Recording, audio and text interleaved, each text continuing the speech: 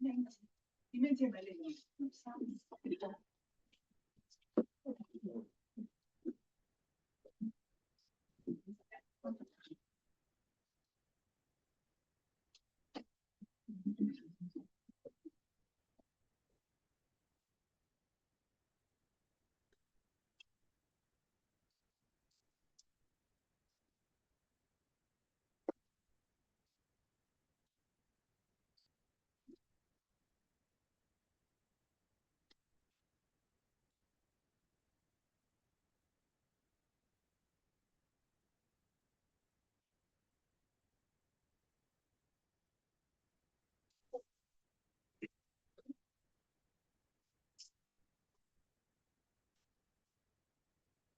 好嗱，個盤咁嘅，咁樣咧，我哋就跳去一個章節先。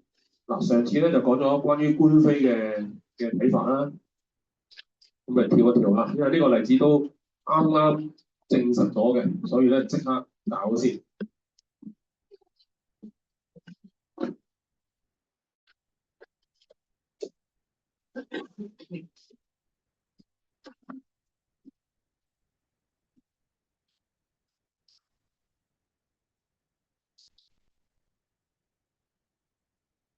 好，嗱，20頁準備開始㗎啦嚇，即係一陣間開始啦。20頁呢個閒人走失，呢個幾激㗎呢個例子。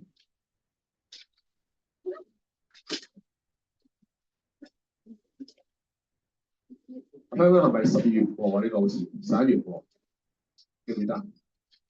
嗰個民事嗰個。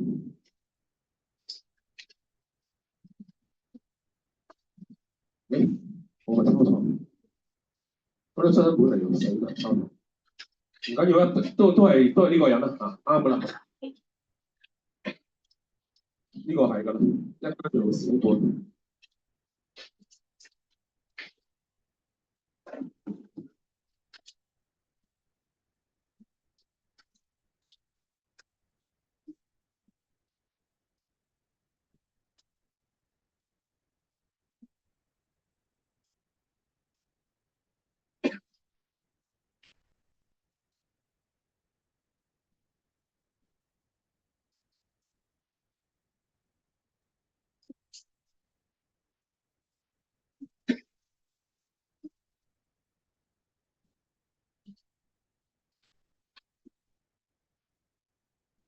好，嗱我哋開始啦嚇。嗱，閒人走失呢一個第20，呢個真係好值得學嘅呢個例子。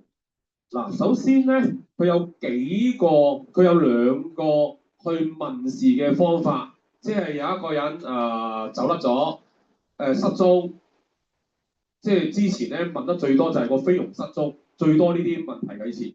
咁咧就佢會唔會翻嚟？咁啊好多呢啲問題㗎。個員工走咗會唔會翻嚟？好，我哋嚟啦。佢話首先咧，如果你係知道佢邊日幾點鐘走失，咁咧就用嗰個時間去起局。即係如果你知啊嗰個時間，即係舉個例，哦佢係今朝9點啦，咁你就用今朝9點嗰個時間去起局㗎咯喎，時空盤。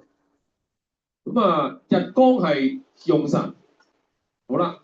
咁即係話咧，第一，以走失嘅時空起盤，咁呢個咧就係嗰個日光就係呢個嘅主角啦。主角即係走甩咗嗰個人，記住啊。好，咁啊日光就係個用神即係嗰個主角，走甩咗嗰個。好，跟住啦，如果我唔知幾時走喎，咁但係我而家想問得，就以你而家想問嘅呢個時間，好，即係以問事嘅時間起盤。好啦，就睇佢講咩咯喎。佢話啦，如果係用問事嘅時間起盤，就以六親關係為用神。咁啊，佢講啦，父母問仔女，誒個仔女離家出走啊，仔女離家出走，咁就一定係時光啦。即係舉個例啦。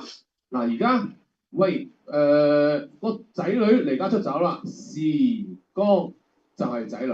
嗱，同呢兩個有啲唔同㗎。上高呢個咧，即係我知佢幾點走，就日主就係嗰個走失者。日主係走失者嗱，寫得好清楚。但係如果我呢秒問事，就用你呢秒問事嗰個時間去起盤。我想睇下仔女啊，咁啊問睇仔女咯，睇時間咯，時辰咯。好，再睇咯喎。同輩嘅咧，喂，即係有個 partner 走咗，有個 friend 走咗，就用月光啦，月份就係同輩啦。例如兄弟姊妹啊，partner 同事啊，咁樣。好，年老嘅人咧，即係長輩啦，就用年光咯。父母都係用年光。父母長輩就用年啦，得唔得？就呢啲叫用神啦。OK， 好。咁仲有啦，如果知道嗰個人嘅年命，我有冇講年命呢樣嘢同我哋班？有係咪啊？你就參考埋個年命。好，仲有啦，嗰個走失者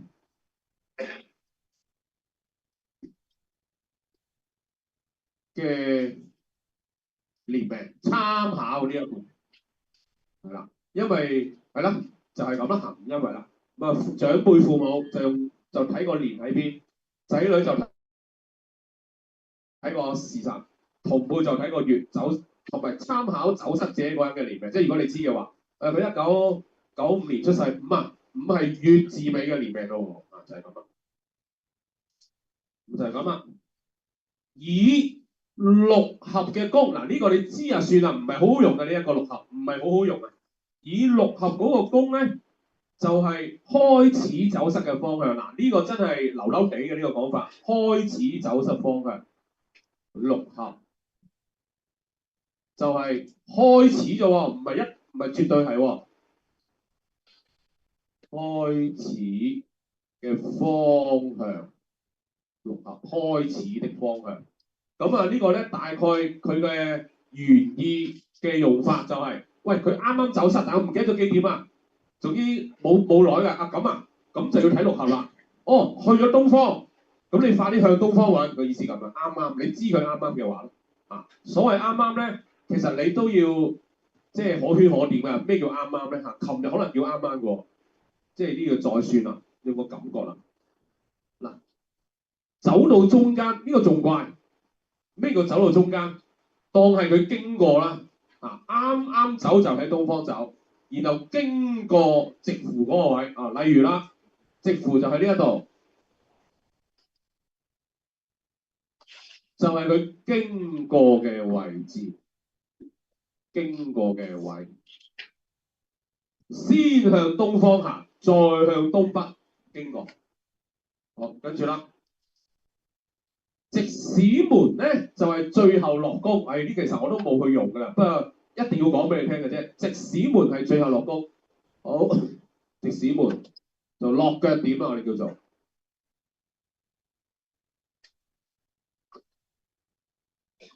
真正落腳位啦，就係直使門啦，得唔得？咁即係話喺嗰個步驟開始走失嘅方向，呢個係一，直符係二，最後落腳點三，係呢一個好清楚啦。咁啊，先喺東方走，跟住向東北，最後喺北方揾翻佢，可能係咁樣。最後佢就匿喺北方，諸如此類。好，跟住啦。如果嗰個人係死咗咧，假設啊，佢係最終找回咧，或者係死亡嘅方向咧，咁好多時候咧都係嗰個年命嗰個方向。咦，死咗喎，就睇呢個啦。走失者嘅年命嗱，呢個再嚟過啊！我哋嚟啊！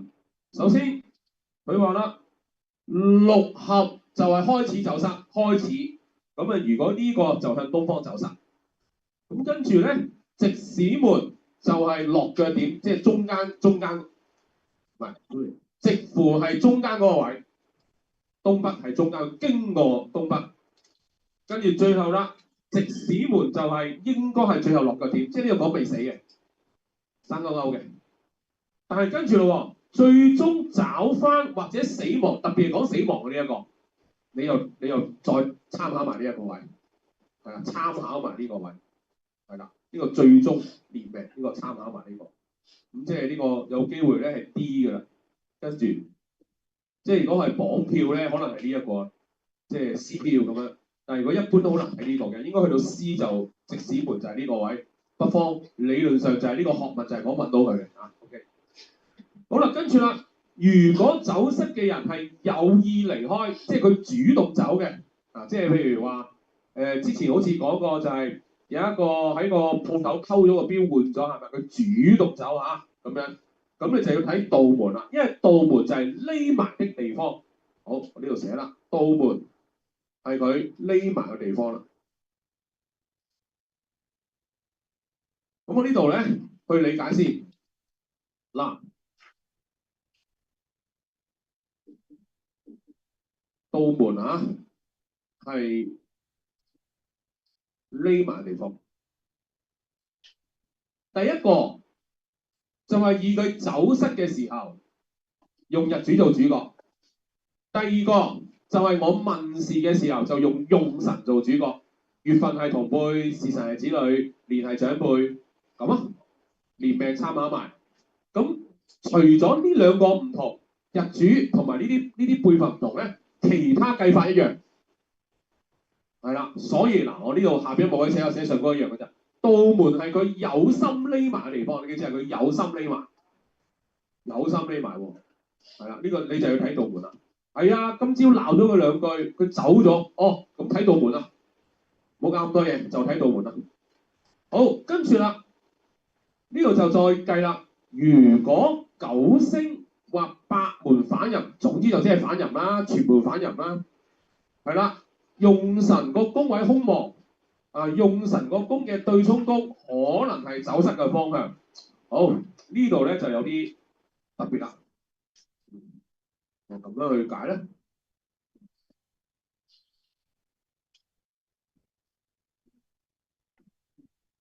譬如咁，首先全盤反任，反任意思即係話景門落咗下低，偏英落咗下低，調翻轉，偏逢喺上高，幽門喺上高，所有門都調轉，所有星都調轉，就叫全盤反任。喺我哋奇門遁甲裏邊咧，全盤反任咧，有陣時會應用到睇對面嘅。大家我會再講啊，睇對面啊，因為反咗個局，我哋就睇對面。好啦，仲有啦，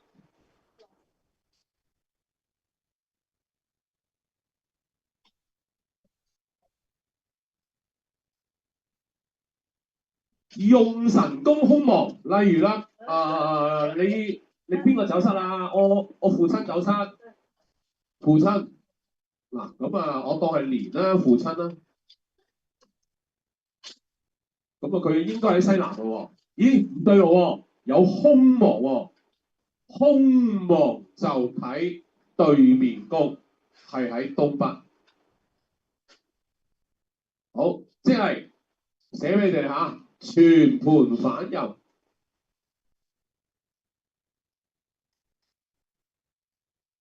同埋用神嗱，呢個咪用神咯。你父親走失，父年呢個咪用神咯，空亡。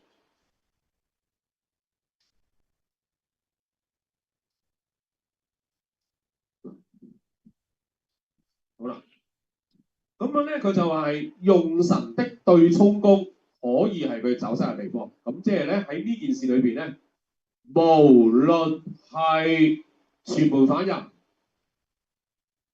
或用神空亡，好多時應期就喺用神嘅對面位揾翻。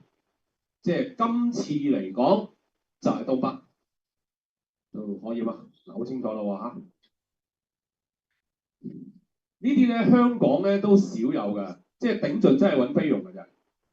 國內就成日有啦，幾鬼大啊！走失唔見就唔見喺國內好嘛，咁呢啲就好用啦。所以咧喺揾閒人。我哋呢個 topic 叫閒人走失啊。國內嗰啲行家係勁過我哋㗎，即係我都唔得㗎。啊，我例子唔多啊，所以一有咧我就即刻而家抹低，要即刻教啦啊！你啱啱有呢個勁例子，係勁嘅呢個例子啊。好，再分內盤外盤，去睇下佢走得好遠定走得好近。內盤我教咗㗎咯喎，呢度嚇。好，即係我哋好快溫一溫先。嗱，喺奇門遁甲呢邊左邊係屬陽嘅，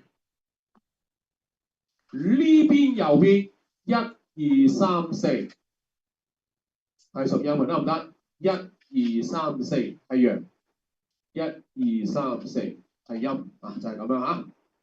你就睇下係陰遁定陽遁咯，係啦。舉個例，而家問事嘅時候呢個盤佢係陰遁嘅。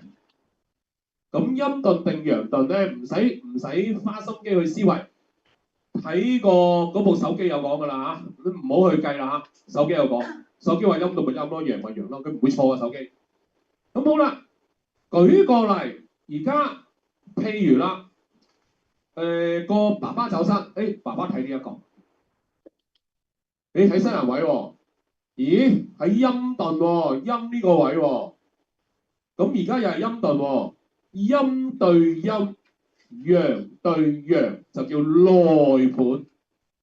佢走咗唔係好遠，內就係近，就咁簡單。外就係遠，好嘛？啊，再嚟個呢個真係嘅嚇，陰遁啊，作啦當。咁呢個陰咧就係內盤，咁變咗呢個陽就係外咯，啊咁咯。如果係陰遁。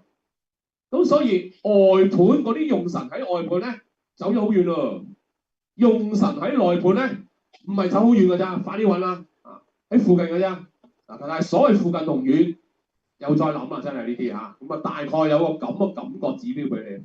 好啦，所以佢話啦，以內盤外盤去分遠近，就係咁啦。呢個人喺外邊嘅安危。即係睇佢安唔安全啦。喺外邊嘅安危嘅吉凶，主要係睇嗰個用神嘅落宮如何啦。嗱，即係我呢度咁啦，即係睇下佢咩用神啊，係咪啲三奇吉格啊、吉神啊、吉星啊，咪平安咯。咁啊，呢度我會解放心啊。如果用神係啦，咁啊好，舉個例，譬如啦，而家。我就以佢走失嘅時候開盤，咁呢個係主角啦，日主係主角。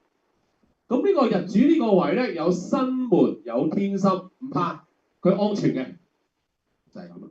即係啲靚星安全，一半半都安全㗎啦。但係調翻轉，譬如啦，我就講啦，喂，我有個 partner 走咗喎 ，partner 呢一度。我係以問事時間起盤睇呢個，咁咧有死門天銳，喂唔掂喎，可能有生命危險添喎，即係你就睇下嗰個用神位，即係走失嗰個人所見到啲星圖門吉定凶啦，其實就呢個咁去判斷佢走咗出去係吉定凶啦。好，咁佢話咧用神如果有太歲即係啲晚人啦，月光即係朋友平輩，日光或時光即係後輩，去生佢咧就有人幫助。嗱，呢個唔係好做，唔好理佢。呢個我讀完就算啦，即係呢個咧就真係試過就好麻麻地嘅呢一個嚇。但係我照解俾你聽，即係話啦，譬如啦，而家我就用佢走失嘅時候去開盤，咁日主就係個走失者嗰個主角。咁啊得喎，收門天心冇事啊。咁跟住呢度咧就有個連光生佢火生土，即係有啲大機構可能收容佢，有一啲嘅貴人收留佢。太歲嘅意思即係連天光啊，太歲即係連天光啊，所以佢分太歲即係年光、月光、日光或者時光。如果有呢啲去生佢咧，就有人去幫佢、愛佢、錫佢。可能你喺度過一晚夜啊，即係咁樣。即係呢啲知就算啦。麻麻地啲咁。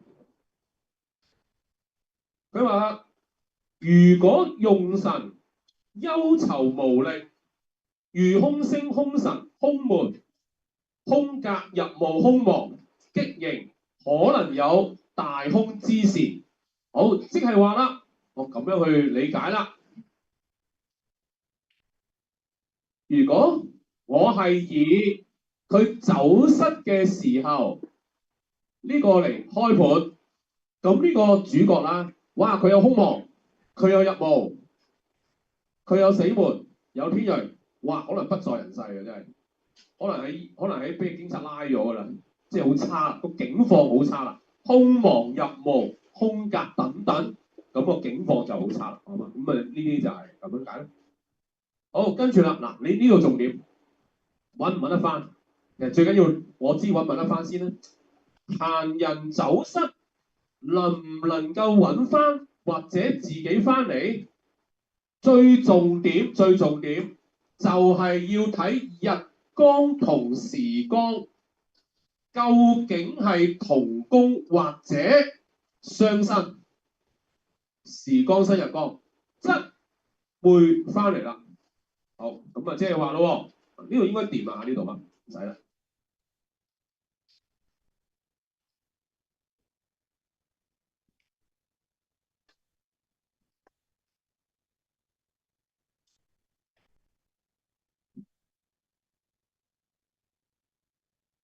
好，譬如啦，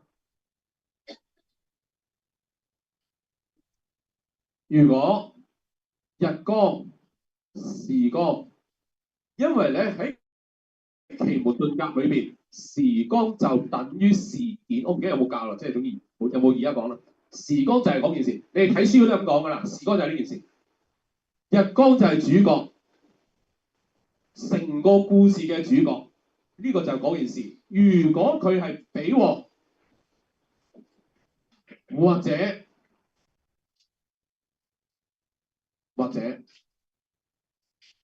個時光生日光，或者比旺，咁佢就翻時光生日光，即係件事幫個主角得㗎啦，應該會翻。無論頭先嗰兩個盤都係嘅，但係仲有啦，時光同日光比旺都翻，好嘛？係咪睇多次咯？佢話啦，閒人走失會唔會翻嚟，或即係揾到，就要睇下日光同時光係唔係同宮或時光生日光。同宮都得喎，同宮日時同一個宮都得，係啦，比旺得，時光生日光得啊，咁樣幾個得，日時同一個宮位得，時生日事就係事件新件事主角得，係啦，咁咯，同宮得呢三樣嘢，好啊，得呢三樣，就係呢三樣，咁就容易揾翻啊，咁啦。調翻轉嗱，我用藍色筆，日光生時光，或日光黑時光，或時光黑日光就難啦，即係有機會難啦。好，即係話啦，如果日光生個時光，甚至乎係黑，即係時光喺呢啲位對黑，呢個位係木。日光生時光，日光就係件事嘅主體，生個時光泄耗咗俾呢件事啊，呢件事就叫時光，我輸咗俾佢啦，或者我係打呢件事，我同件事唔啱，對打。總之日時有對打，黑即係打啦，唔得，即係難翻嚟啦，係啦。日同時唔理你時刻日或日黑時呢壇嘢都難搞。日去新嘅時，即係呢件事去新個結論都輸咗俾佢啦。新 A 新 B 即係我買佢拍，我輸俾佢。咁啊唔得。好啦，嗱，暫時係咁。嗱，呢啲下落再讀埋佢。呢啲我下落再同你講。嗱，咁我哋而家咧就試睇例子。試練例子先，同學。舉例係咁啊。嗱，第一，我哋望一望，直使門就係道門啦，喺度啦。所以你唔使估噶啦。陽頓，直使門係道門，陽頓啊，搞掂。我哋嚟啦。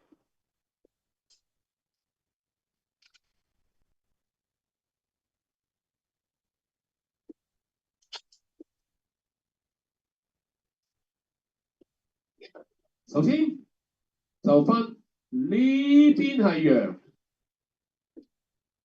呢邊係陰，係啦。咁跟住咧，道門係直使門 ，OK 呢度，道門係直使門。好啦，咁啊，跟住啦，佢而家咧就話係陽頓，所以咧陽呢邊係內，陰呢邊係外。嗱，呢個都得啦，嗬。好啦，嚟啦，揾人啦，開始啦。第一，佢以走失時間去問事，即係就係呢個時間唔見咗佢咯。哦，咁呢個時間唔見咗佢，就用呢個做主角啦。日就係主角㗎啦，日就係喺呢度啦。呢個就係走失者。好啦，去到呢一個啦。咁好啦，佢又問啦，首先佢喺邊度走啊？睇六合，首先去東南位走咯。嗱，唔寫翻佢啦。中途係睇直符定係直使門啊？直符喎。跟住去完東南，再向北咧，直符係北，向北。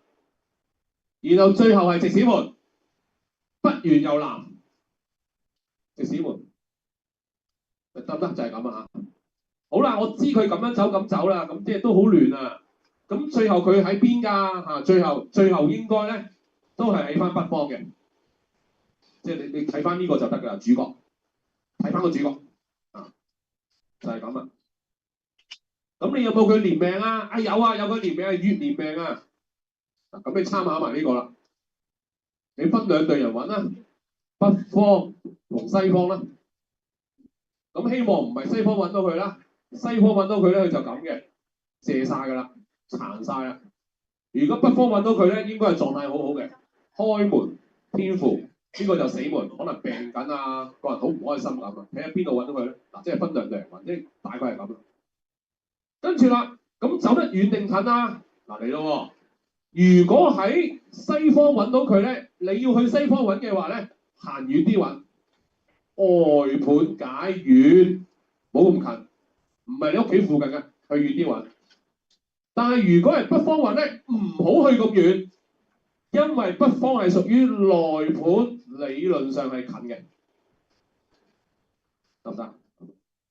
咁啊，係咯，就係咁樣咯。都可以嘅，都可以嘅。嗱，所以就好亂嘅呢壇嘢，閒人走失係好亂嘅。喺奇門遁甲，我覺得真係麻麻地嘅啫。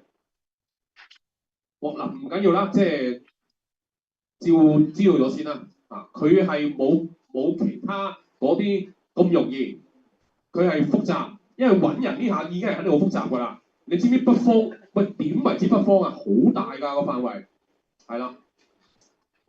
第二咧，我真係經驗冇國內啲咁熟，咁我直講嘅嚇，因為會成日見呢啲咁嘅客咯。但係今次真係有個勁嘢啦，有一個學生的好朋友的丈夫去咗 K K 園，嗱係咪勁？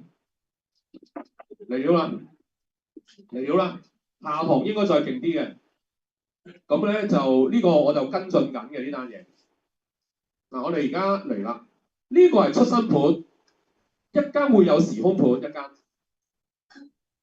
咁所以咧，我一定要教晒呢一個，即係講咗啦，咁你先至聽得明嘅成件事。嗱，而家我哋第一部分先，呢個係個太太，成件事就係咧，佢個女定仔出世啊？你記唔記得啊？唔記得，總之有個細路仔 BB 仔出世，個老公咧就話要揾錢，啊唔係，個老公係咪賭輸好多錢啊？賭錢賭輸好多。咁咧就有人咧就講明啦，就請佢去緬甸嗰啲咧去做建設喎，起樓喎，就有好多錢嘅。咁佢真係又去喎，咁呢樣嘢真係犀利，咁啊去咗啦嚇。好，呢個係個太太盤，點解會發生啲咁嘅嘢？嗱，我哋而家研究先。我應該就教咗陽印暗合嘅呢一班，係咪啊？呢班人嚟到話，我哋睇陽印暗合嗰個。嗱，咁即係我先講啦。佢開盤嘅時候咧，我就話係唔會翻嚟嘅，因為咧。唔係因為去咗嗰度唔會翻嚟，好奇怪㗎。個太太同個丈夫咧係不停有電話聯絡，打到電話喎，然後話係啊，下個禮拜翻，下個禮拜會翻，即係咁樣講嘅，即係電話聯絡啦啊。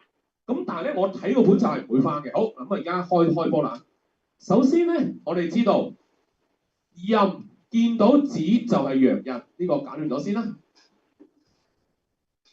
咁呢個陽印咧，最忌兩件事就係六沖同暗合。好，咁佢又發生暗合。嗱，睇住咯，個子裏邊藏有怪。喺呢度講啦，子藏怪，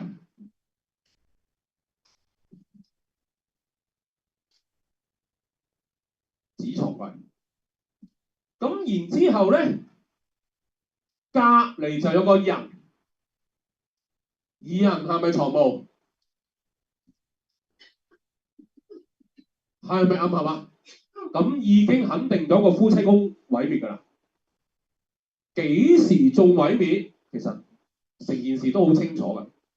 嗱，咁我哋開始咯。呢個真係一個大技術啊！即係我覺得1至17教過啦，大運啊嘛，係咪啊？18到34，佢今年就係35啊，35到51行夫妻宮就同隔離呢隻暗合出事㗎，即係呢隻啊，寫明俾你哋，陽印暗合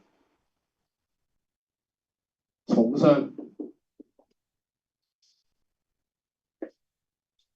跟唔跟到啊？呢個你希望跟到嗱，咁啊唔緊要，有啲跟唔到，我再講一次嗱。之前教過，只要一旦成立咗有陽印呢個講法，就最忌六沖同暗合，即係陽印係得呢啲嘅啫。任見子係陽印，唔使黐住㗎，側邊都得㗎啦。甲見卯、丙戊、見午，最後庚見酉。呢啲即係你有個根又有個酉喺八字就係㗎，喺八字啊有個壬有個子，唔使打直嘅，打斜都係甲見卯丙見唔係戊丙見午是啦，戊或者丙是一個見，呢個就係陽印。陽印大忌六沖同暗合，好嘛？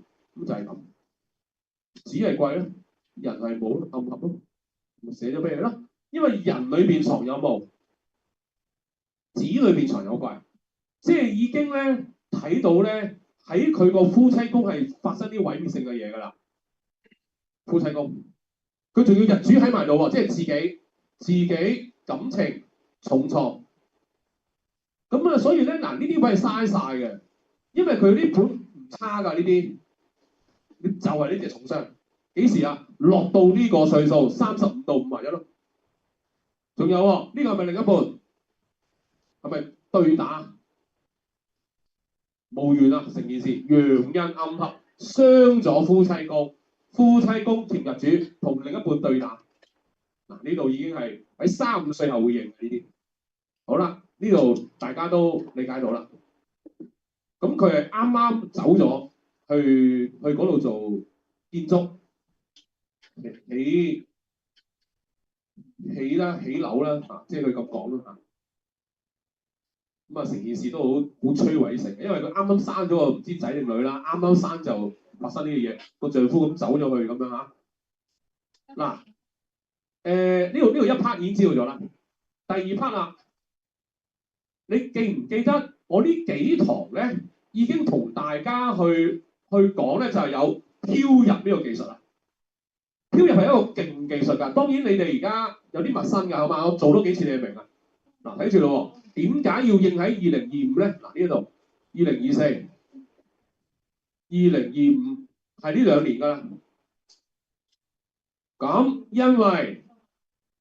因為我哋知道2024、2025咪行呢一個宮咯。咁呢個宮咁即係做咩？第一，大家都知啊，壬係驛馬，即係壬即係驛馬外地。第二，呢啲係毀滅性啦，呢啲天柱相門，呢啲係掠奪、打鬥、傷害。天柱如果講代表人物，就係把刀斬落去啊嘛，啊破壞啊嘛。咁關咩事啊？最緊要係漂入呢個日主漂落嚟呢度。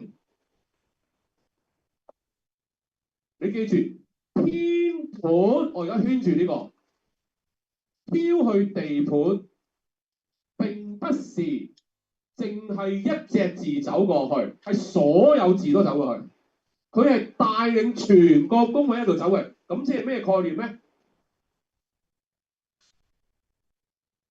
佢就係咁啊，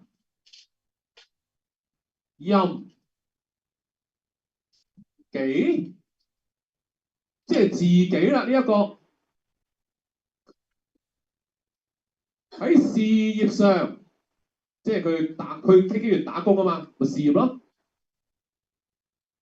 漂父唔知啦，唔知唔揀啦，可能做工頭啦，因為賺到錢。佢話賺到錢㗎，去嗰度，我估係做工頭啦。呢個就冇問啦，但係都唔係工頭啊，因為你建造業香港夠有啦，你喺紮鐵啊都幾千蚊日啦。咁啊，佢可能去到嗰度，佢覺得係賺好大啦。咁跟住啦，最緊要連呢堆都去埋啊嘛，夫妻宮子陽刃暗合重傷，其實就係呢件事，呢個先係重點啊！好啦，即係成件事就係會影響2024、2025係呢2年發生啦，即係唔知邊年，係呢2年㗎啦。咁喺呢2年裏邊咧，就會發生唔見好多錢啦、傷門啦、天柱係毀滅性啦、壬係外地啦，困住咗，我估係困住啊，因為呢個壬戊啊，壬戊係困住。好啦，然之後，咁大劑啊，睇多啲咯喎，一睇，哦，呢個係個女士，呢個本嚟係個出生盤係個女士，個女士呢個位嘅夫妻宮已經係暗合受咗傷，一齊攞埋落去，即係成個夫妻宮，除咗係陽刃暗合咁多交叉，再加埋落咗呢度啊嘛，加埋受傷天柱都係掉落呢一個度。其實咧，佢係一堆加埋㗎啦，唔係淨係雙門天柱打落呢度啊，一堆加埋，連埋個事業都係受傷㗎啦，即係互相形容啊，加埋係咪啊？即係首先係分開講，呢個就個日主個太太個夫妻宮重創，沖個丈夫，應期係35歲大運，呢個講完啦。然後之後，咦？呢2年發生呢個，小心喎，乜嘢小心啊？成件事攞過去，哇！大劑啦！陽刃受傷加雙門加天柱加外地驛馬加壬戊困住，都清楚嗬？呢啲我唔知點救呢啲，呢啲真係唔知。不過如果你話要救，理論上又係呢個有啲複雜嘅，講就照講啦，將來會再深度去講，將呢隻字同呢隻字拆開佢。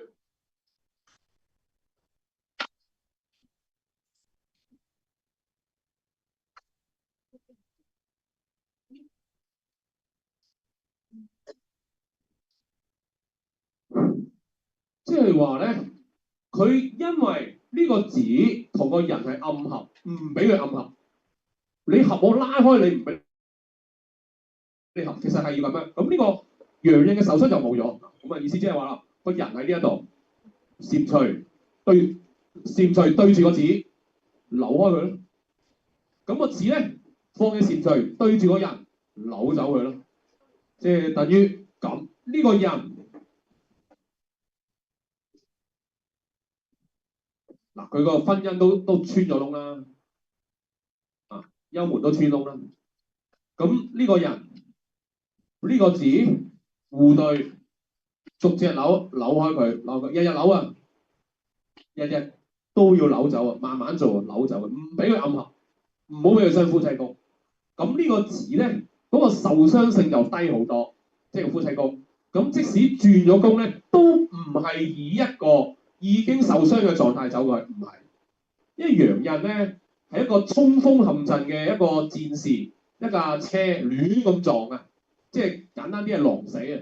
咁你睇下呢個成件事都係亂嚟狼死㗎啦，成件事唔通你去到啲人你有冇工作證啊？你係邊個介紹你唔好講呢啲咩？一嘢就笠咗你就咩㗎啦，係嘛？但係佢奇怪在咧就係、個太太同個丈夫可以成日打電話溝通喎，即係呢個係好奇怪嘅事啊咁樣，咁就話你翻嚟啦，做埋呢幾樣嘢翻嚟啦。嗱，咁結果係唔翻嚟啊，因為咧佢係咪話28號翻？我唔記得咗啦，好似話總之話8號翻係啦，因為呢個係2星期前嘅本嚟嘅，係啊，我記得佢係8號翻，咁結果咧啱啱星期6嗰個期盤盤咧。啱啱星期6翻嚟咧就講咗話唔翻啦，因為嗰陣時開呢啲盤我都話唔會翻嘅，好冇？嗱呢度 OK，好呢度咁，我覺得我唔拆佢先啦。咁我而家俾你睇第二個盤，就係時空盤。我而家俾你睇時空盤。係咪11月5號嗰次？你睇俾我。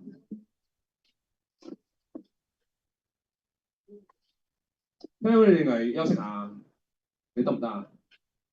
唔緊要喎，你好休息下。嗱，呢個係時空盤，月字丙戌，戊寅戊午。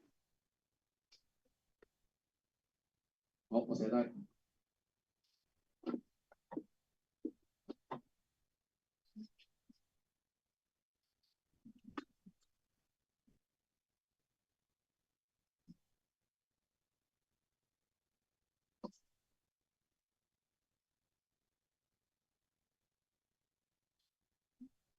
好，嗱就係咁啊嚇。嗱我寫落去咯喎，自年。嗱嗰個唔拆，呢個係時空盤。戌月。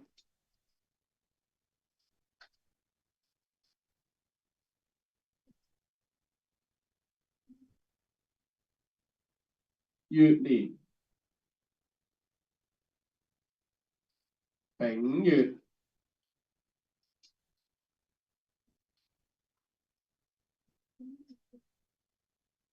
呢件事係好鬼離奇㗎，俾你聽。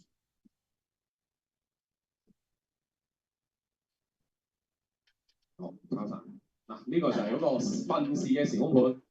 咁咧就你哋都有㗎啦，香 send 咗俾你哋㗎啦。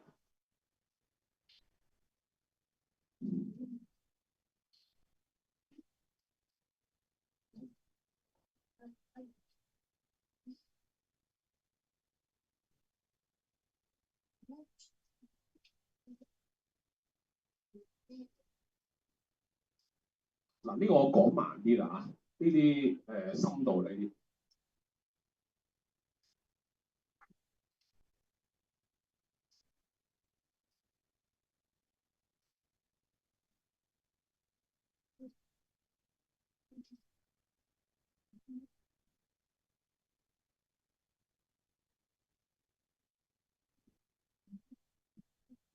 幾多號嘅呢個？11月5號啦，即係11月嘅嘢嚟㗎啦嚇。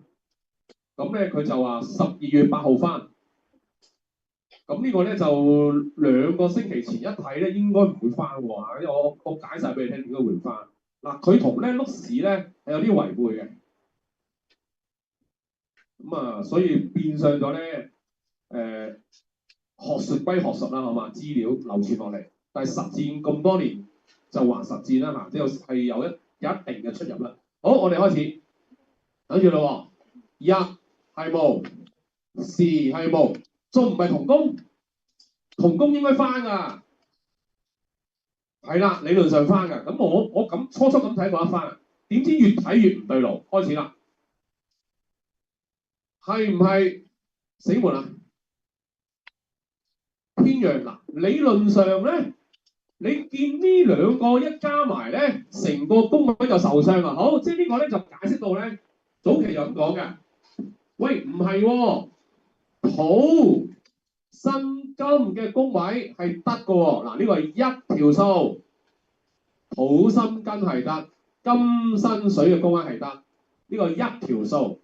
第二條數係，如果個宮位都毀滅咗，點生你啊？係咪講㗎？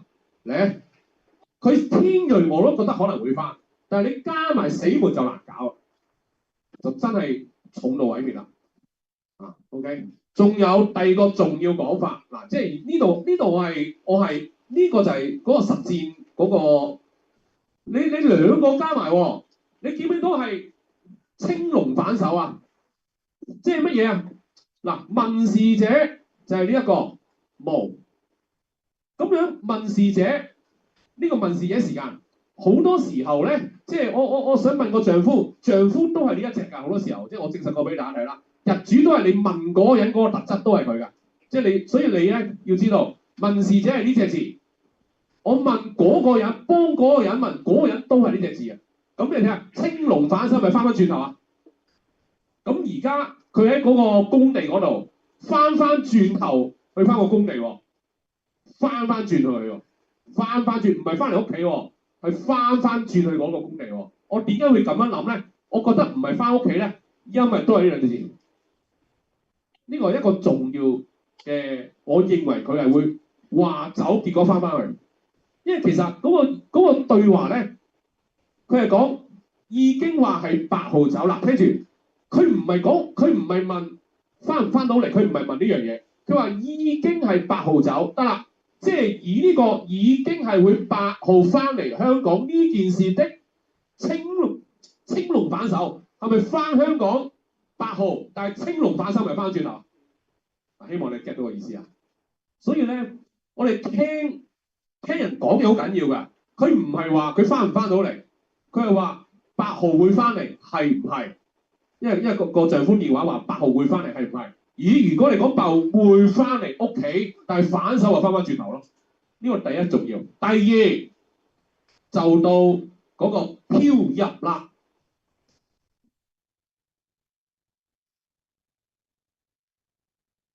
係咪道門咗啊？道門即係潛逃匿埋咗啦，塞住啊，困住啦。喂，咁樣死門加天瑞，呢個宮位受傷，再加困住，你點諗都諗唔到係翻轉頭係翻屋企，應該係翻去嗰個起樓嗰度啦。即係成個睇法，呢個得唔得呢個？啊，咁啊仲有空喎，冇啦，空亡即係冇啦。就係咁啊！好啦，誇張地係咪仲有個夫妻宮啊？咁講到明個丈夫係困住咗，喺今年會翻去嗰個工地，青龍反手，死門加天瑞出咗大問題啦！喺今年發生啦，知嗱呢個盤我點解有信心中咧？太中啦！呢個係佢丈夫又得呢隻字，或者佢丈夫係咪呢個啊？係咪都係開工揾錢喺外地啊？齊晒嘅，即係成個故事冇錯嘅，都可以呵。好，你哋停一停先，消化下先。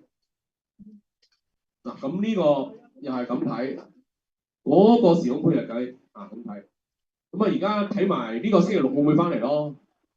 嗱，我就話俾你聽，因為呢個星期六咧，希望可以開到啊，因為佢話個仔一出世咧，就個丈夫就唔知點樣投資輸咗啲錢，要去出邊去揾錢。咁即係我想計埋個仔嗰個出生盤。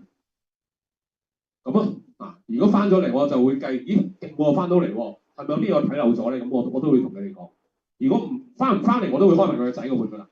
啊，到時睇下佢記唔記得攞翻嚟啊，星期六就係咁啊。OK，好，呢度一 part 嗱，停30秒先，你睇下搞唔搞掂？咁呢個咧就係碌屎嘅嘢，再加咁多年嘅實戰加直覺。嗱好啦，嗱咁啊呢度講咗啦，即係化解咧咪咩咯？個蟾蜍放喺子位，放喺人位，扭開佢，唔好俾佢人字形。喂，已經好好多啦，唔好俾佢人字形好好多啦。當然啦，雙門你要抌咗佢啦，教咗點抌啦，係咪啊？你照抌啦。天柱你又抌咗佢啦，即係冇辦法係咁樣做噶啦。啊，好，我記得咧，好似有冇教過一招啊？就係咧，逢入墓就種植物，俾翻生命佢。有啊，因為入墓就係喺墳墓咯，咁你俾翻生命佢咪得咯？呢個好，呢個一招教過，繼續道門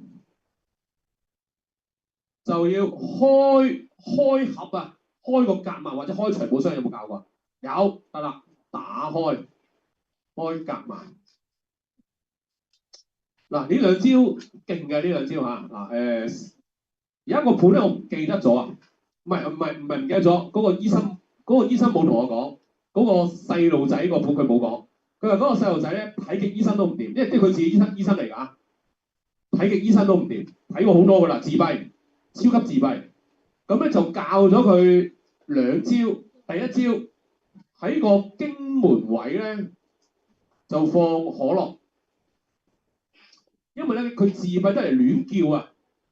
喺屋企亂叫啊、鬧啊、亂嗌啊，好麻煩，就放可樂。因為經門解驚，經門解發聲，放可樂，唔理佢邊個位啦，總之係經門就放可樂，因為經門就係代表一個人嘅發聲，咁咪亂叫啊嘛，蝕咗佢。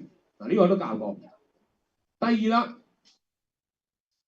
道門自閉，我記得佢係日主係呢一個嘅，應該係咁上下。日主係道門自閉，佢就放個細細地嗰啲夾萬。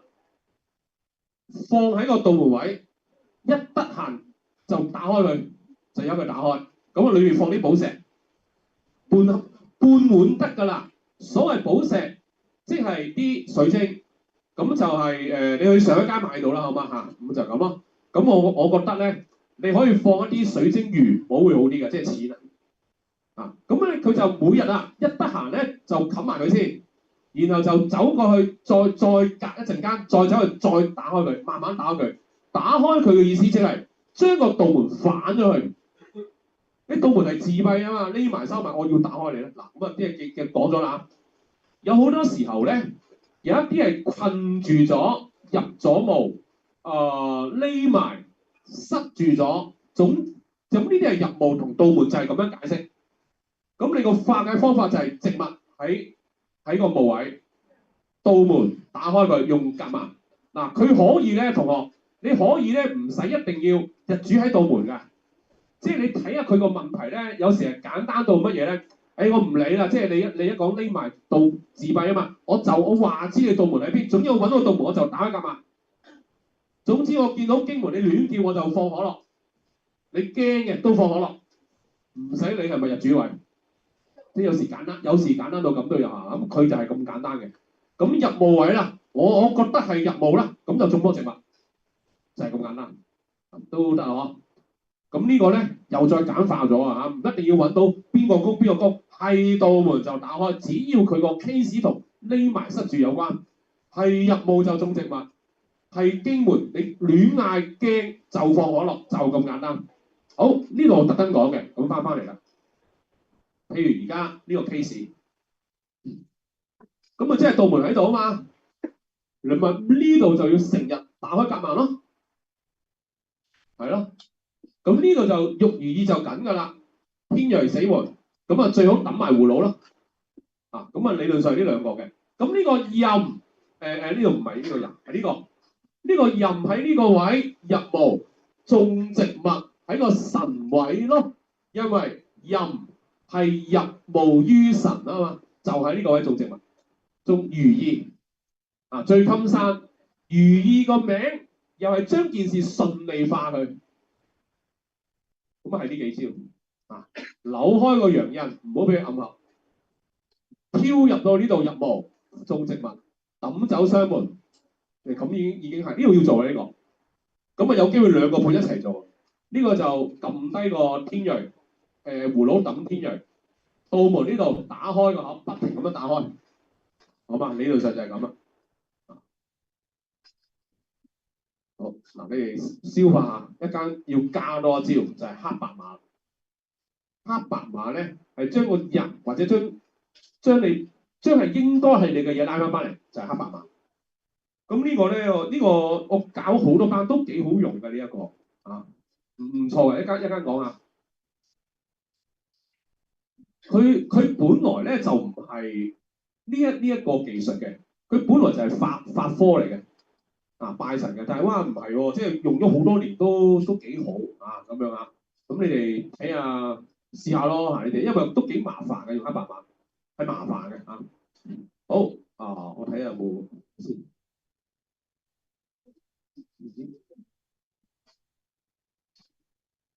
都幾大工程黑白馬。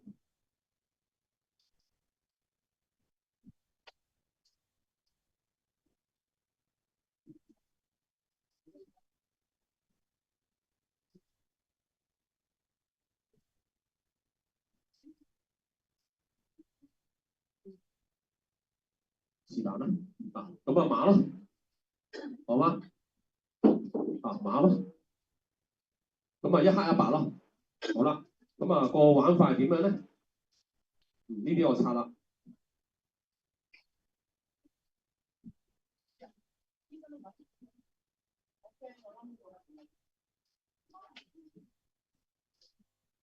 嗱，有關宮位放黑白馬，咩叫有關咧？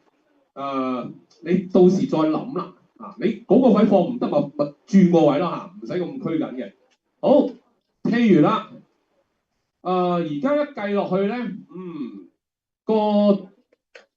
個有關宮位就係個丈夫要翻嚟嗱，個丈夫呢度有關宮位，又或者我唔覺得呢個係有關宮位，我覺得夫妻宮先係有關宮位嗱，你自己去衡量冇乜所謂嘅，有機會兩個都得，或者你自己呢個唔得咪試一個咯。咁有啲人覺得唔係咧，呢個先係有關宮位，因為呢個係2025，仲唔係今年發生，仲唔係呢個有關宮位，得你覺得係有人，你試咗先。好，咁你揾到啦。咁然之後咧就放黑白馬，咁啊咧就個方法係咁樣嘅，黑馬喺前，白馬後少少得啦。你當佢前後1寸啦，你當係咁啊，1寸。咁然之後咧就揾條紅繩綁住黑馬同白馬個頸，就係咁樣綁住，意味住咧就係前邊呢隻黑馬拉個白馬翻嚟啊！白馬就係個主角，黑馬就係拉佢翻嚟嗰個力，即係一前一後。咁你就放喺我哋所謂叫有關宮位都係㗎嚇，你自己計啊，冇話一定㗎。咁啊，因為有好多同學試咗都有啲效㗎，有時就係嗰個拉翻啲錢翻嚟啊，拉翻個感情翻嚟啊，咁呢個咪拉翻個感情咯，好嗎？咁就係咁咯。好，我哋睇一睇啦。相喺個 app 度，有相喺個 app 度。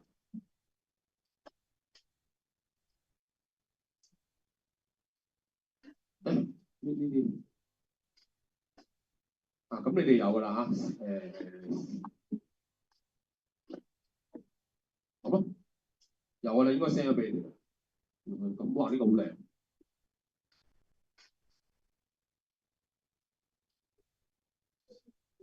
呢個又得，呢個好，呢個10幾年前啊，呢個 case 又得咗，黑白馬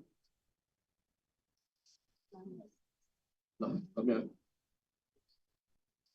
是但啦，影俾你睇啊嘛，你咪主要係紅色咯。咁而家教睇住黑白，係啦，呢啲，好就係咁。咁跟住啦，呢個我當呢個係有用位，放喺呢個位，吉格嘅時候放，吉格放。咁嗰啲吉格咧，即係正常吉格得㗎啦。咁然之後咧就向屋內，喺驗證裏邊就發現咧，所以你成日聽我講㗎，向張床啦，向梳化呢就最好。咁真係嘅，即係無論係個錢啲錢又係向你坐開個梳化，向你個床頭，好嘛？都係呢啲，唔好向到門口，向到洗手間，唔好向到窗口。咁你就向屋內的床或梳化，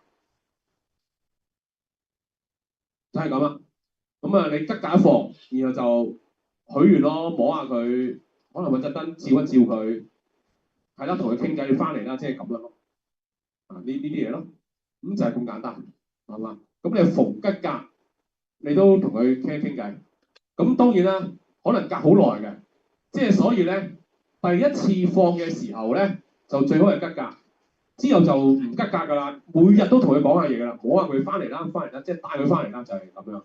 咁呢個咧就係譬如追債啦，感情翻嚟啦，你唔見咗個財富翻嚟啦，都呢招都得嘅。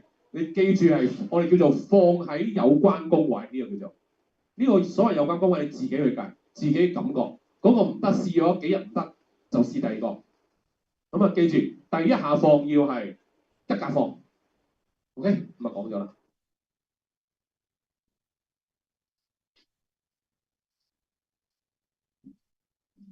好嗱，我哋再睇翻先，未講晒呢個。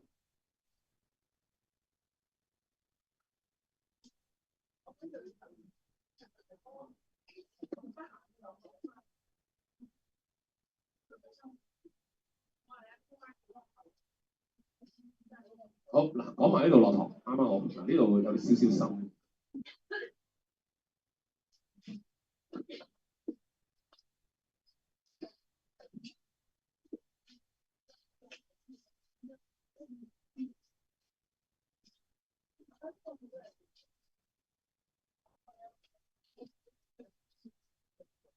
嗱，呢個咧就係時空盤啊，係啦，11月5號文字啊呢個，因為太過多太過明顯係覺得唔得啊，我真係覺得，所以冇理由會 work 嘅，我覺得。好嚟啦，嗱，香港你睇下揾唔揾到俾我下堂嗰個咩2023-24咧嗰個話吹咗桃花得咗嗰個咧？唔係，之前坐喺前嗰個女同學咧，佢話從來咩冇桃花，佢自己講到，跟住吹完嗰個吉格又有桃花，你知我講邊個係嘛？係星期四夜晚嗰班，但係我唔見咗佢個 case 嘅，即係佢係個爸爸媽媽，加埋佢一睇落去就知佢係重病，個婦科重病，所以就拍唔到拖。啊，之後個婦科好翻，即係又係吹吉格吹到好翻咗，跟住就有拖拍，有印象咯。嗱，你聽下堂咁樣，嗱點解咧？即係而家我講完呢個下堂又講嗰個 case 嗰個緊要嘢。嗱，喺我哋術數裏邊咧，我哋好鬼死怕人字形㗎，即係你聽到我諗你都聽到厭㗎啦。人字形就係講緊呢個位，如果有個貴就麻鬼煩呢個位4號高，係啦，因為貴就係家人貴。同呢個位個字就發生形啊嘛，呢個係咁多樣嘢最大毀滅嘅。好啦，咁你即係知道咗，其實成個奇門遁甲咧係個八字去走出嚟嘅。嗱，呢個叫時空盤，出生盤同時空盤係有啲唔同嘅。舉個例，出生盤呢個叫出生盤嗰度。咁呢個人咧，同呢個字咧隔咗一個分開咗，佢就冇嘢㗎啦。因為出生盤係講緊佢一出世嗰刻個時間永遠見唔到㗎啦，係凍結咗的過去式啊，所以呢個唔會走喺呢度嘅。咁咪唔係咁驚嘅，即係有啲影響，但係破壞力好細。但係時空盤係咩概念咧？時空盤係當下而家要發生嘅嘢，而家喂而家喎。時空盤唔係凍結嘅嘢，係當下發生緊咯喎，所以咧每隻字都可以走嚟走去嘅。你記住啊，即係總之現在式，咪喐下喐下咯。過去式一個畫面一張相係過去式，唔喐㗎啦嘛，啲相嗰啲人，其實你咁樣諗就得。所以咧，出生盤隔開唔驚，時空盤隔開都受影響，所以呢一隻同呢一隻照嚼過，呢、個叫做時空盤。咁呢個下堂咧，等喺香港揾到個例子之後咧，就係講類似呢個例子啊。好啦，咁你咪睇咯，喂，呢、個係夫妻宮，呢、個係2025今年噬落去個夫妻宮。當然呢個都會反噬佢，即係都會，因為喺時空盤佢就冇話有嘢隔咗冇唔得喎，唔會㗎啦，即係佢可以呢隻到呢隻又得，呢隻到呢隻又得，呢隻到隔離又得，隔開又得，隔離又得，隔開都得，可以地支對地支走亂晒都得。你記住係時空盤先得，出生盤唔可以。咁咧，你最主要咧係留意人字形嘅啫，其實你最主要留意人字形，其他唔使特登計。嗱，即係咧呢啲八字啊，嗱我哋唔係八字班啦，所以咧我哋重點咧就係留意呢幾樣嘢啫嘛。陽印沖同暗合重點，同埋人字形就係呢兩樣啫嘛，其他唔使咁在意。OK 嚇，咁啊就係呢一啲。咁所以咧，哇！喺今年人字形落個夫妻宮就係咁簡單。咁人字形咧會比起陽印仲激烈啲，再激烈啲，即係佢係最大嘅毀滅性啊！用得唔好就毀滅，用得好好勁㗎，即係醫生啊、律師啊嗰啲有人字形係勁抽㗎，大把生意㗎。啊，反而係好嗎？咁如果唔係嘅話咧，一般都係自己出問題㗎。啊，就係咁啊。咁所以咧，而家呢個亦都係我個重點考慮。點解我覺得呢個時空盤佢丈夫唔會翻嚟？因為講到明喺今年人字形咯，好嘛？嗱呢度咧，所以係幾個力咯。佢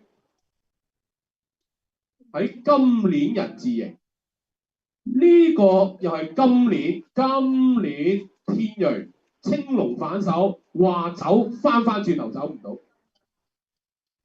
好嘛，就係咁啦。